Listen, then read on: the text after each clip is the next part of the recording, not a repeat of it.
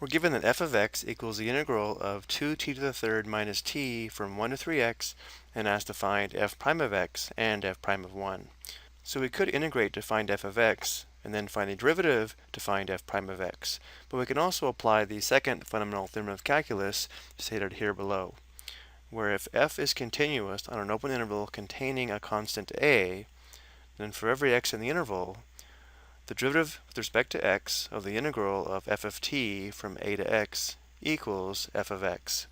A couple things to notice here. Our lower limit of integration is the constant a. The upper limit of integration is just x, the same variable in which we're finding the derivative with respect to. So to find the derivative of the integral, we simply substitute x for t.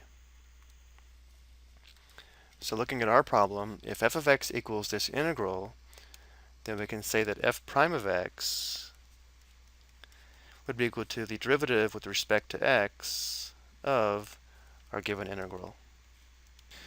But if we compare this integral to the integral in the theorem, we do have a slight problem. Notice here the upper limit of integration is just x, and here it's 3x. This means to apply this theorem, we'll have to perform a u substitution and use the chain rule to find f prime of x. We need a variable here with a coefficient of 1, which means if we let u equal 3x,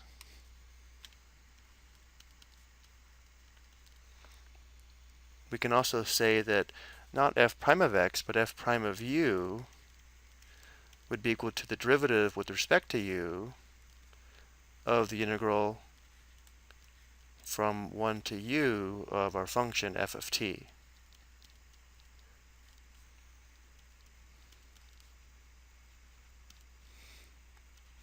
So now we can apply the second fundamental theorem of calculus to find f prime of u, or df du, but since our goal is to find f prime of x using the chain rule, we should recognize that f prime of x is equal to f prime of u times u prime, or df du, times du dx.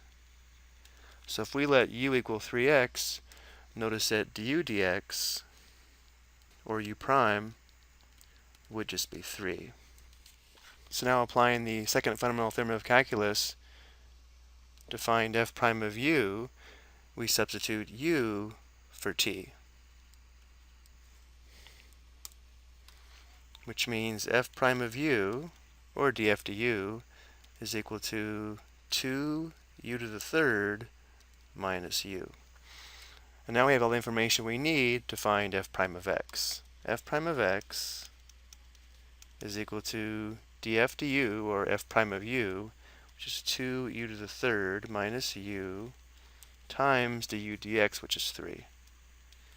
This would give us 6u to the third minus 3u, but of course we want f prime of x in terms of x, so now we'll substitute 3x for u. So we have 6 times 3x to the third minus 3 times 3x. Well, this would be 27x cubed times 6, 162x to the third minus 9x. So again, this is f prime of x.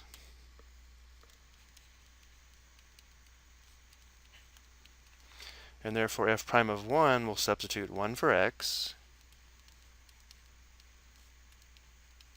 So just be 162 minus 9, which is equal to 153. So the benefit of using this theorem is that we can find this derivative without actually finding this integral. But because we are able to integrate this, let's go ahead and check this by finding our integral, or f of x, and then differentiating to check f prime of x. Let's go ahead and do this on the next slide. So to do this, we would first find the antiderivative function, which would be 2 times t to the fourth divided by 4 minus t to the second divided by 2. Let's go ahead and simplify first. This would be 1/2 t to the fourth minus 1/2 t squared. And now we'll evaluate this first at 3x and then at 1. So when t equals 3x, we'll have 1/2 times 3x to the fourth minus 1/2 times 3x to the second.